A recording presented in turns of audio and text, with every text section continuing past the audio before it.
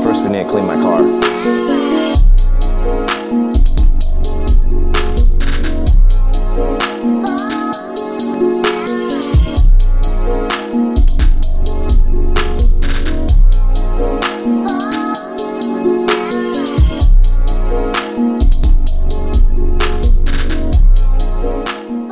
Okay guys, so today we're doing a review on my BMW 540i slash a overview of the B58 Gen 1 engine. You know, this can also play into the B58 Gen 2, and I think the Gen 3 is like way different, so probably not the Gen 3, but mainly just Gen 1, Gen 2, because they're pretty similar. The only difference between Gen 1 and Gen 2 is the fuel system.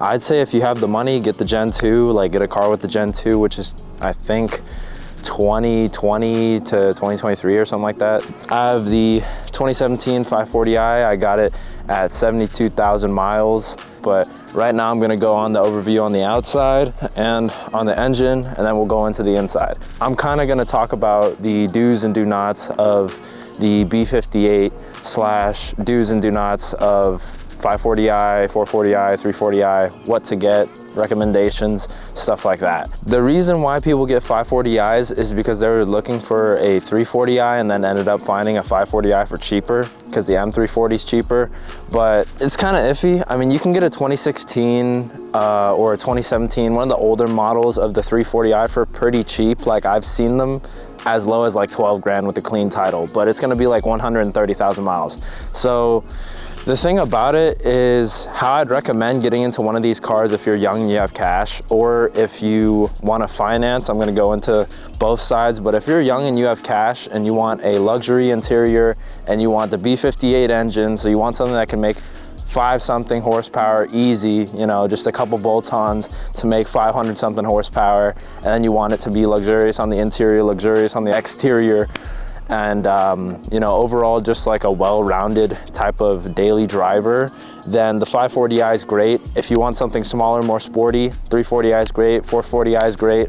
My next plan is probably I'll get into a G82 M4, or I'll get maybe possibly the newer M4. You know, maybe I'll get into the G22, or you know, the G22 M440i, or I'll get into a G82 M4, but we'll see what ends up happening depending on, you know, how much money I look at making whenever I start this new job. But I plan on probably buying a property first because I want to film like cool videos for you guys where I'm like drifting and stuff like that, and riding it through the back roads and shit. So we'll see what ends up happening. But yeah, the 540i, it's gonna be like a bigger 340i with more luxurious interior. It's a few 100 pounds heavier, so you know, that's what you get. That's why it's not as sporty, especially in comparison to the M340i. The 540i is not gonna have your LSD.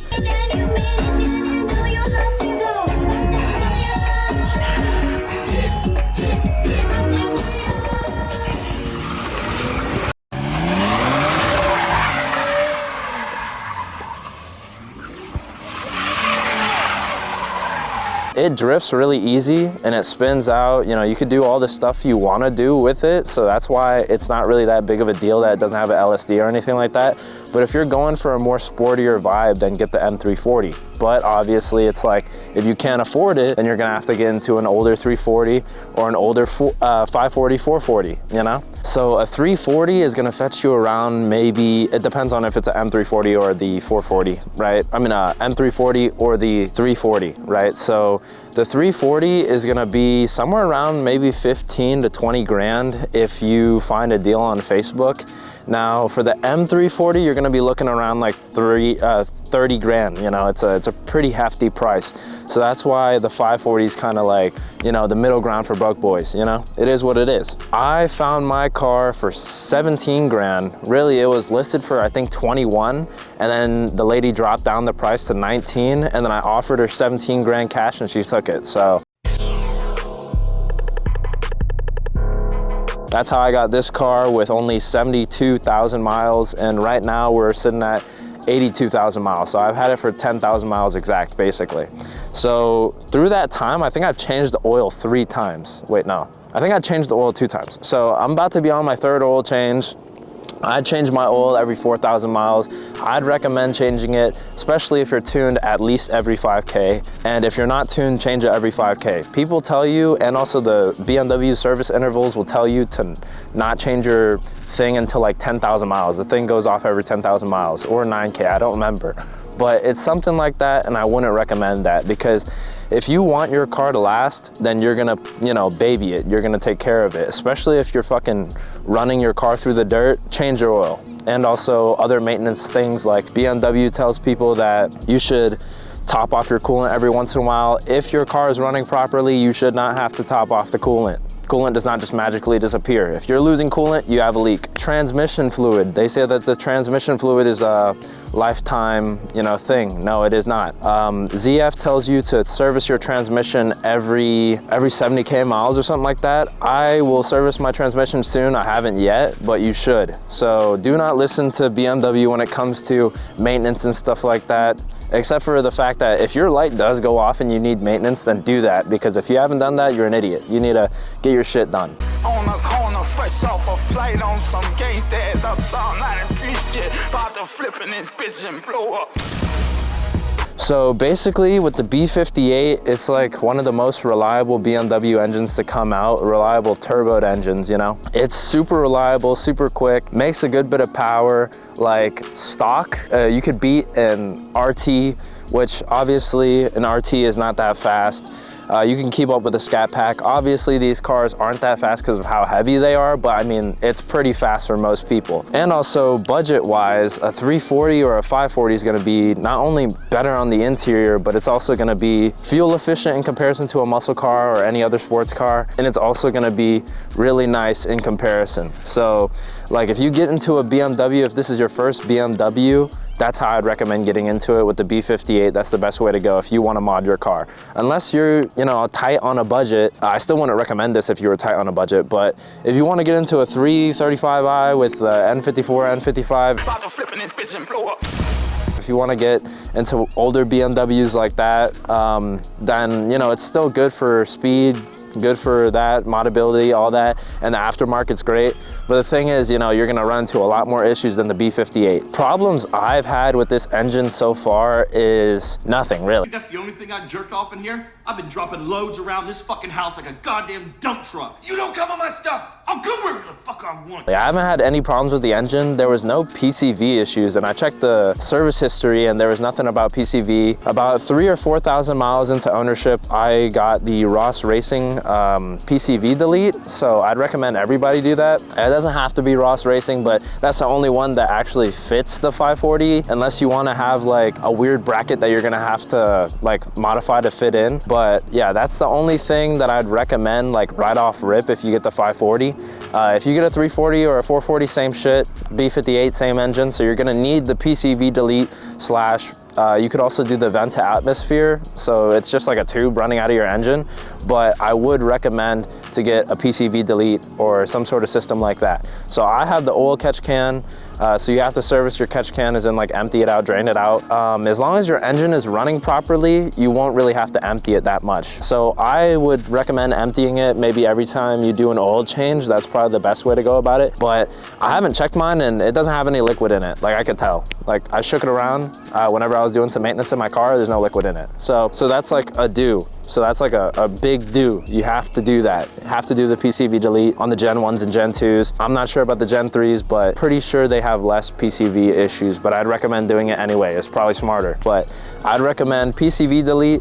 And then after that, there's not really anything you have to really worry about. I'm gonna replace my fuel purge valve because I think I'm having like a rough idle because of it, so I'm gonna do that. But I've also had an issue with the coolant system. So a lot of people have issues with the coolant system. Main issue for me is that my radiator leaked twice. So the first time I test drove it at 71,000 miles, it just started dumping fucking coolant on the ground, and I didn't even like speed or anything like that. I didn't push the car at all. I went like half throttle at most, and this car was completely stock, so it shouldn't be blowing up like that. So the coolant system just started dumping on the ground. They said they were gonna fix it before they sold it to me, I guess because they don't want me to lowball them. I end up getting it after they fixed it at 72,000 miles because I had to travel to get it fixed. But after that, I drove it for about probably 8,000 miles before I noticed the coolant started leaking. Hey man, to you. You not gonna fucking talk to me. You did this to me. You ended my fucking life. And Teddy should have blown your fucking head off. So yeah, check your coolant levels when the car is cold. Check your coolant levels every once in a while to make sure you don't have a leak. But like these BMWs have coolant issues because the coolant expansion tank and the radiator itself. So the radiator itself, I've seen this not too often, but often enough to where it's an issue. The coolant system is ass. Like the coolant expansion tank will explode. Mine hasn't yet, and I haven't seen anything about it being replaced. So mine hasn't exploded, but you can buy an aluminum one on, I think you can get it on eBay, but you could also get it on Amazon. So I'm not gonna link it because it's too much fucking work. You can change your expansion tank with a aluminum one, which will get rid of that issue.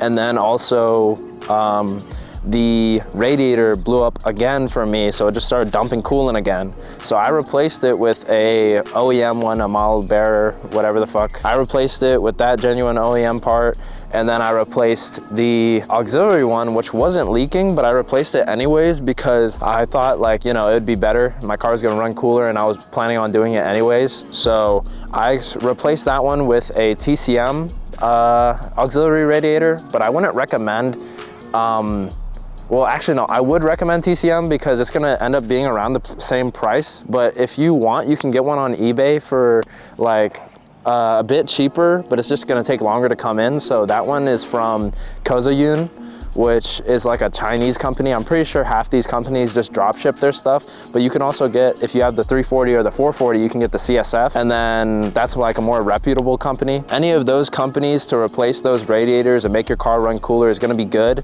You don't really need it if you're just gonna not mod your car, but the B58 is kind of like, it just begs to be modded. Like, the B58, the best way to go about this car is you get it and you mod it. Other good things about this engine is that, oh shit, somebody is actually rolling in this time. But the good thing about this car is that it's really fuel efficient. So stock, it's gonna be really fuel efficient. And right now I'm stage 2 and I get, on the interstate, I get about 30 miles per gallon. So it's still really good. Like you can beat Scat Packs, Hellcats, 5.0s, all stock, but you could beat them, those stock cars, and you know, at a fraction of the price, and you could beat that 10R80, the 10-speed 5.0, but also you could beat them, you know, some of them modded. Like you could probably definitely beat a Scat Pack modded, like simple mods and stuff like that. I raced the 5.0 and on a closed course, of course. Here's a video of somebody racing a 5.0 in a stage 2 540,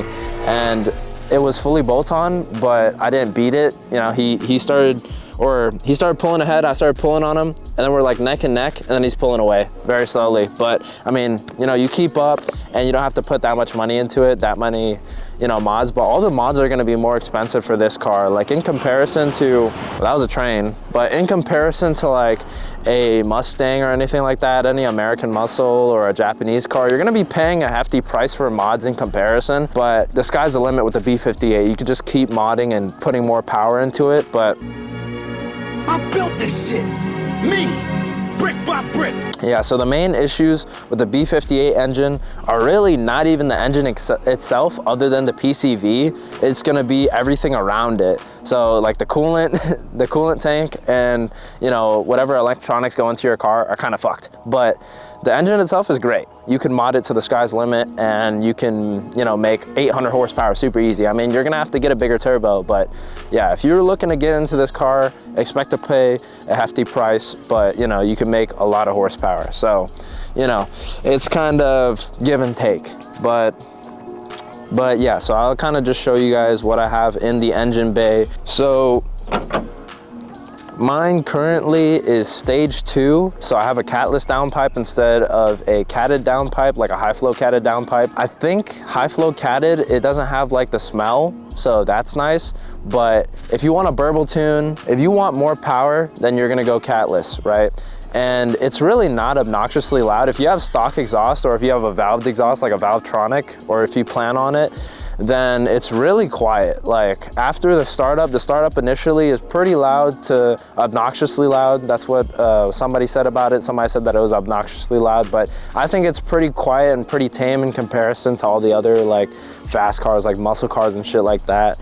I had a friend that had a WRX, like a 2019 WRX that was, I don't know if it was catless, but it had, yeah, it was catless, and it had a full exhaust, and that bitch was loud as fuck. But this car is really quiet after it warms up. Like, I'll show you guys, like after the revs go down, it's pretty quiet. I heard a random noise in the woods. I was like, what the fuck? But yeah, I'll just show you guys my engine bay. So my engine bay is pretty done up. I plan on like changing out like a plastic piece. So there's like a piece that covers your DME, and I plan on doing like a design on that too. But I put a lowrider design on my strut bars, and then I did a catless downpipe. I did the strut bars recently, a couple of days ago, actually, like a week ago. Catless downpipe intake and oil catch can, and it makes like 5-something horsepower. So it's pretty good. I'm on an MHD tune, which I'd recommend MHD tuners because they're like really good. I mean, you can make 500 just stage 2, and then you can make like upper limits, maybe around 600 on a custom tune or something like that, like replacing the high pressure fuel pump with a better one. And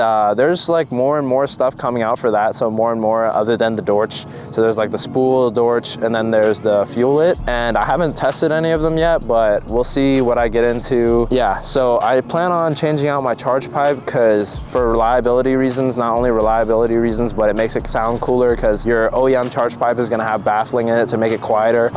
Turbo inlet, which I'm replacing that with the Dynan carbon fiber turbo inlet. Okay, there's another train. What the fuck?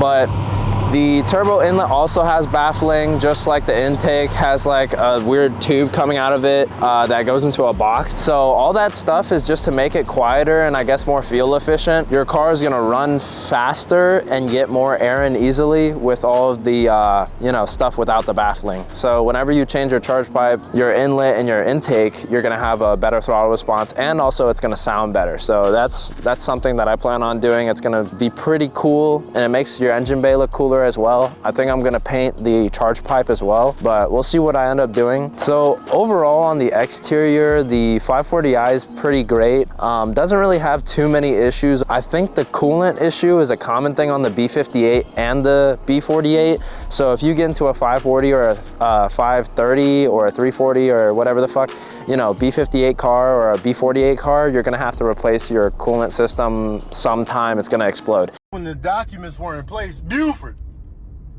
you listening? Now get this. That's when the subcommittee had to reallocate. All this stuff is made out of plastic, so you're gonna end up having to do something like that. The water pump, I checked the history, and the water pump has been replaced before, so that's good that they replaced it before I got it. But you know, you might run into an issue like that. Issues that I've ran into other than with the coolant system, my seatbelt monitor just keeps going off on the passenger seat maybe once every month or so, or maybe once every 2 months. It's gonna go off. It's kind of annoying, and it's a common issue. If you spill water on your seat and you have a warranty, then BMW won't cover it, so that's kind of fucked. Yeah, so those things can get damaged really easily, your seat, like electronics and stuff like that. Another issue I have is one of my DRLs is out, so replacing the DRL is like $400, $500. No, it's like $400 to $700 to fix your DRLs, which I plan on doing that eventually. But yeah, I had an issue where for some reason my trunk opens randomly. So it doesn't do it often. It only happened to me maybe once or twice. Like I remember one time I was sleeping and then my grandma wakes me up and I was like, what the fuck? And then she was like, why'd you leave your trunk like that all night? And I was like, what are you talking about? I walk outside and then my trunk's wide the fuck open. So yeah, you gotta watch out for stuff like that. I have random gunshots. I think it's probably just like people you know, shooting at their house. But I'll show you guys on the interior. But the little bracket that goes, like the thing that you can adjust your seat on, that bracket comes out, so it just looks ugly. But the build quality overall is great on the interior. This thing right here just comes out, and then I need to put it back in over here. So there's gonna be like 2 little brackets that it slides into. That's how you fix it, because it keeps coming out of place. But other than that, like the interior is great. So yeah, this is an 8-year-old car, so I mean, you're gonna get what you pay for. So it's gonna have whatever issues that the person before you put into it, you know, all the use that the person before you put into it. But you might run into like fading leather, because the interior is full leather. What's it called? The interior is really nice. It's full leather on the inside. What's it called? Like even on the dash and stuff like that, but it's all fake, right? So if you get into a 540i without like the custom stuff, nothing's really faded in my car, but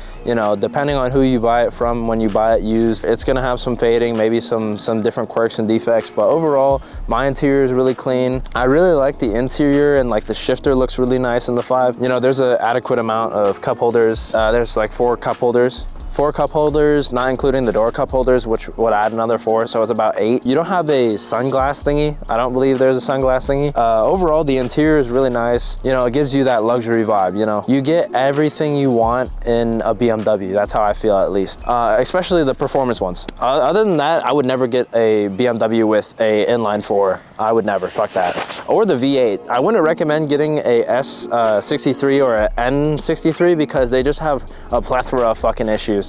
And they're just much more expensive to maintenance since it's a more expensive car. But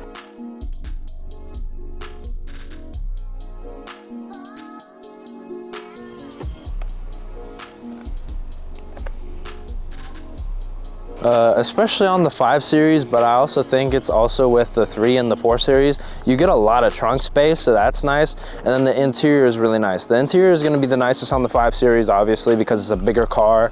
And the 5 Series is supposed to be like more luxurious than the, what's it called? Than the other ones, the lower ones, like the 3 Series and the 4 Series, 2 Series, 1 Series. Less luxurious than the 7 Series, but overall, it's the best way to go. I wouldn't really recommend getting into a 740 unless you don't really care about like performance. Then yeah, like 740 is nice because it's like a Rolls Royce of a BMW, you know, Rolls Royce of BMW. Yeah, I wouldn't really recommend getting into a 7 Series unless you're trying to just like daily drive it and do nothing else. Like you can get them pretty cheap. You can get a 7 Series for probably like 19 grand, around the same price as a 540, but it's gonna be like 4,000 something pounds. It's gonna be definitely nicer on the inside, but if you're going for performance, don't get a 7 Series. Overall, I'd recommend anyone get the B58 if you're trying to get into it and you're like a younger guy and you want a BMW for your first car or the first car you're gonna buy yourself or something like that. If you just want to get into a BMW, B58's the way to go. If you have more money,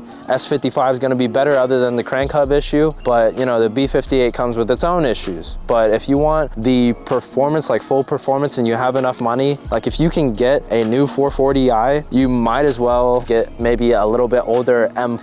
So you might as well get the F82 because the S55 mod for mod is gonna be better. It's an M engine. Not only is it also an M engine, but it's gonna have like better stuff on the chassis, better everything. Better chassis stabilization, I'm pretty sure, better suspension, better everything. So overall, the M4 is gonna be better than a 440i. That's kind of obvious. But if you're going for the budget route, get a B58. B58's the way to go whenever it comes to like, you know, power on a budget. But at the same time, do not get a BMW or any performance car really, but do not get a BMW if you don't have some money, or at least if you don't have some car knowledge, you know? So if you are barely gonna be able to get into the car, like you barely have any money to get into the car, I'm not really sure if I would recommend buying the car.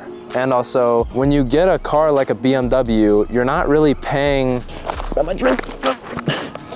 Whenever you get into a BMW, you're not paying for a $20,000 car. You're not buying a Nissan Sentra. You are buying a performance car or / luxury German car. Any German car is gonna run you a fucking hole in your pocket, right? So whenever you get a car like this, you're paying for a $50,000 car that has depreciated. I wouldn't recommend it if you think that you're gonna get one of these cars and be able to, you know, just coast around with barely any money. You're gonna have to maintenance it more often, or just as often as any other car, because I'd recommend, you know, doing all that maintenance on time at 5K miles / other intervals for your other services. But you're gonna have to service your car well, and it's gonna be expensive because it's a German car. The injectors are hella expensive.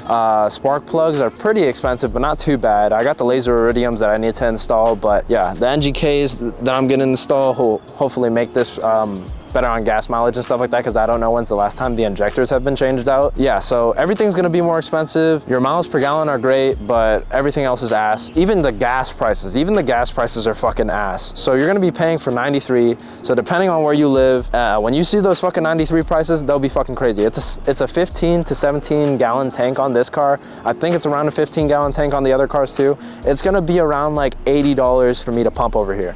It's like $80, I'd say that. So the gas prices up here are around like $4.20 or something like that. It's like sometimes higher, sometimes lower. It's around $4.40, really. But in Louisiana, it was about $3.20 for me, slash like around $3.50. So, you know, if you can't afford that gas, you're not gonna be able to afford this car. But yeah, overall you can get this car if you're balling on a budget, but you know, you're gonna have to have some money. Especially if you plan on modding this car, it's gonna be really expensive to mod.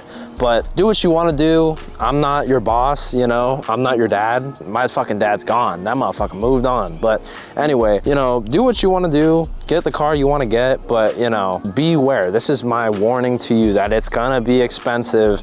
And when something goes wrong in your car, you're gonna have to fork out a good bit of cash. So even with the older BMWs, like the 335i, everything's gonna be expensive. It's gonna be cheaper than the B58 because it's an older engine and there's more people that have modded it, more stuff. You could find a bunch of mods for 335i's on Facebook and shit like that.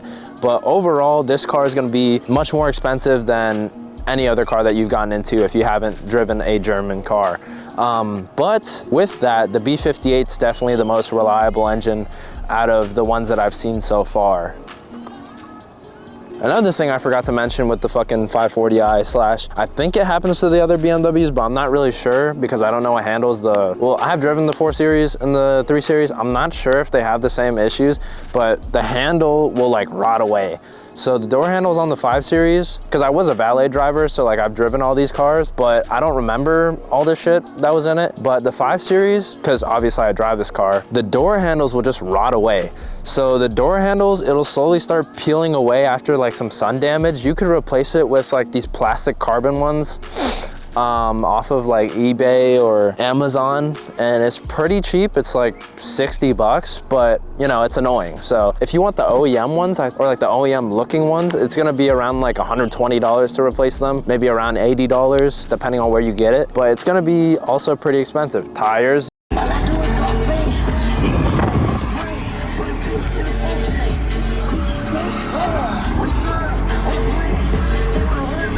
you're gonna have to pay for bigger tires depending on what car you came from. I came from a Honda Pilot, and you know, I was able to get like older used tires, but I have these iMove Ironman Gen 2s and they're pretty good. Like, even though I read reviews about them not being the greatest, like they slip around a bit, they are good. Another thing you have to watch out for is you don't have a spare tire. So you're not gonna have a spare to rely on, so that's why they have the run flats on the BMWs, but the run flats are hella expensive. So, you know, that's why I ended up getting these, and I haven't really had any issues. Like, I've never had a nail go in my tire in the last 10,000 miles, and I'd be driving back and forth from fucking Louisiana to Ohio. So, you know, you give and you take. So, overall, this car is great. Exterior, as you guys can tell, looks fucking amazing. The interior is great. All the ambient lighting looks fucking great. Even though I don't have the M Sport package on the inside, it looks really clean. You have everything you really need. I moved all my stuff in this car. So reliability, luxury, and also economy. You are paying a heavier price with everything that comes into it. So it's really not that great if you're on a budget, but overall it's gonna be the best budget engine when it comes to a BMW. You're not gonna have to, you know, worry about as much stuff with this engine as the N55, N54, S63, all the other engines basically, except for the B58. The B48 is pretty reliable. So if you don't care about getting into a performance car, or if you don't care about it being super fast, get a 330, get a 530, get a 430. You know, all those are gonna be basically the same, and they have the M Sport package on those cars too. So all those cars are basically gonna be the same as these cars, just not as fast. You know, if you don't care about speed and you just want a reliable daily driver that, you know, is good on gas mileage, get a 3 Series or a 4 Series, 5 Series, whatever the fuck, with the B48. That's gonna be your go-to. But if you don't mod this car, I would still recommend doing the PCV delete. But if you don't mod this car, you're really not gonna have to worry about much as often. It's just not gonna be as fast, obviously. So it comes with 335 horsepower on this one. It ranges from 300 to like 385 for stock horsepower numbers on the, you know, B58 and the different series and stuff like that. Pretty quick, like most muscle cars from a dig, obviously, because it's not gonna spin as much, but as long as you know how to drive, you're not gonna spin like crazy. But overall, this car is gonna be pretty quick stock.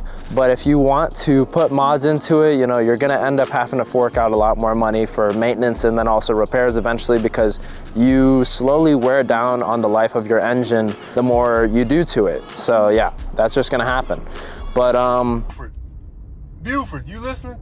Now get this. That's when the subcommittee.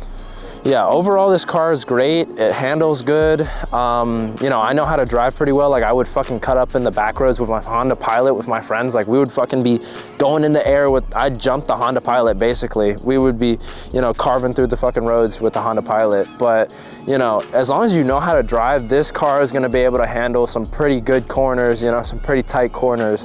And the suspension's overall really soft, so it's really comfortable. Whenever you're flying at like 100, it's really not that bad. Like you barely feel the bounces in the road and like the pebbles and shit, so it's really smooth ride.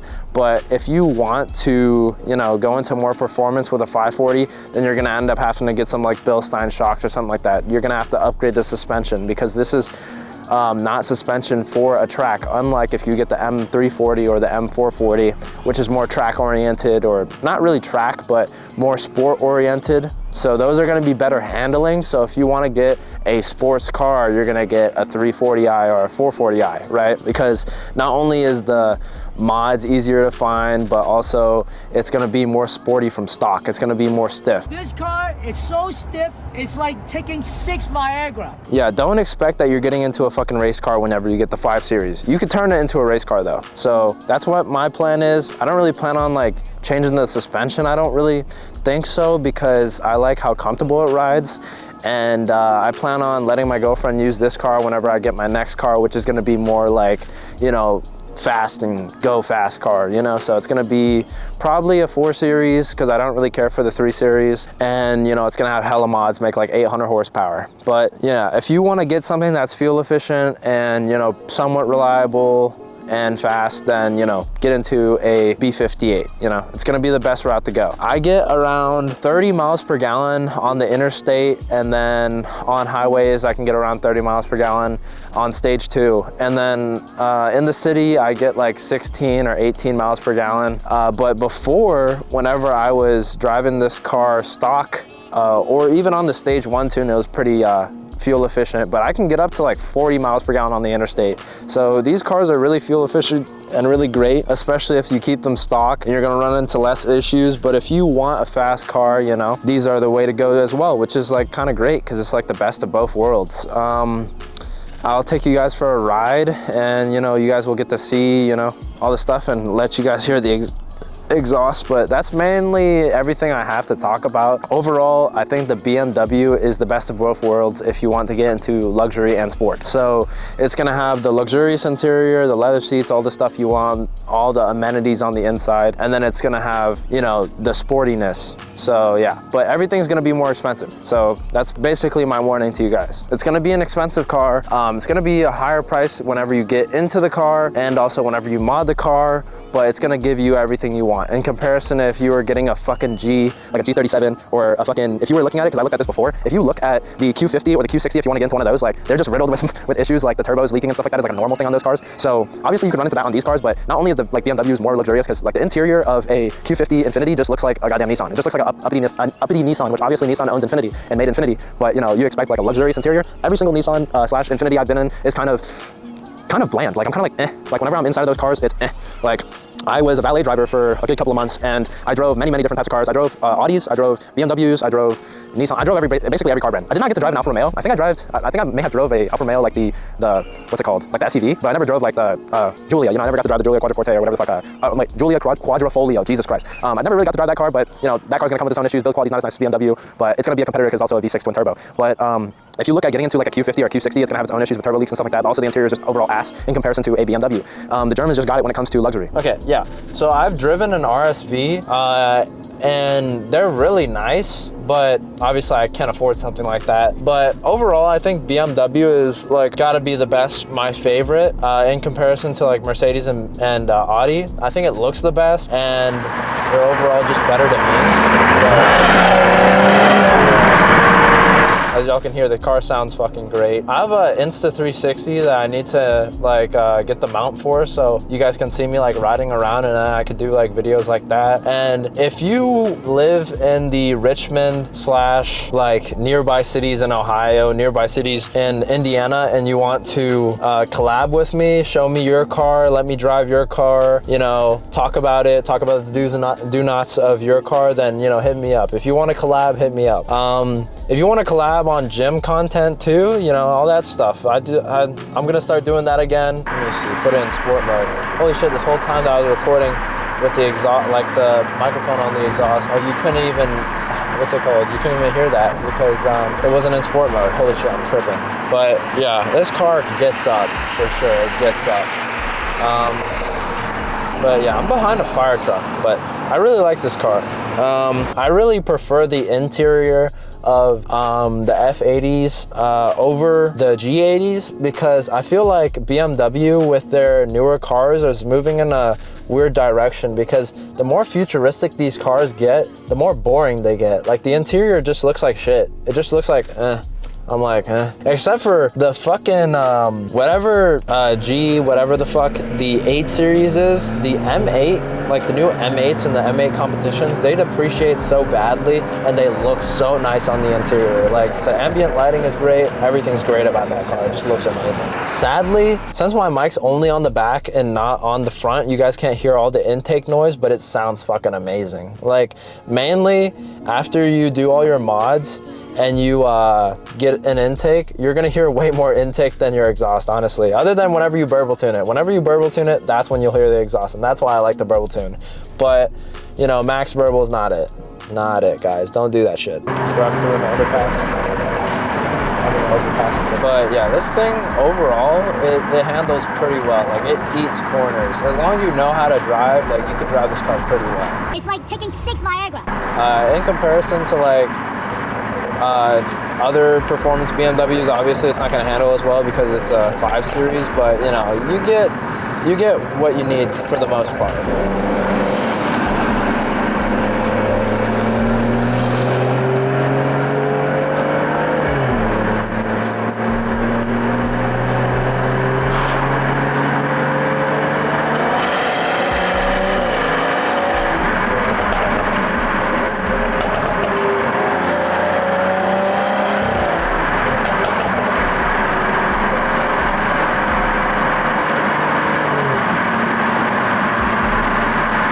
But yeah, like I'm doing this one-handed and semi-distracted because of the camera, but overall this car handles great and it just sounds cool.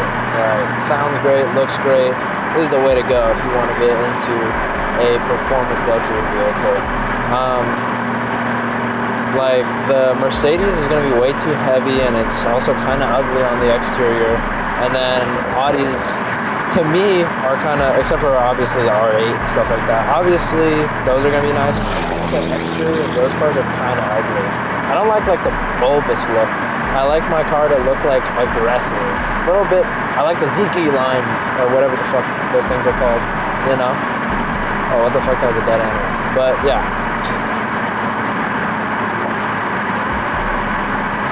Let me slow down now.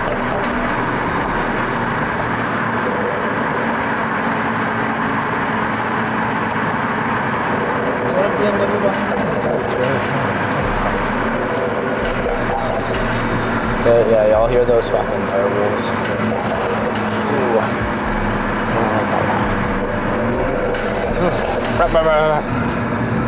And then, like, whenever you want your car to be quiet, you just fucking turn it into comfort mode, no more burbles, and you know, you're quietly riding into the neighborhood. Thanks for watching, guys. I'll see you guys in another video. If you like my videos, then please like and subscribe. There's gonna be more to come soon enough. What's it called? I'm gonna make more like gym content and stuff like that soon enough because I just got a job, so I'm gonna get a new gym membership whenever I find a powerlifting gym I like or something like that. But yeah, guys, thanks for watching. I'll see you guys in another video.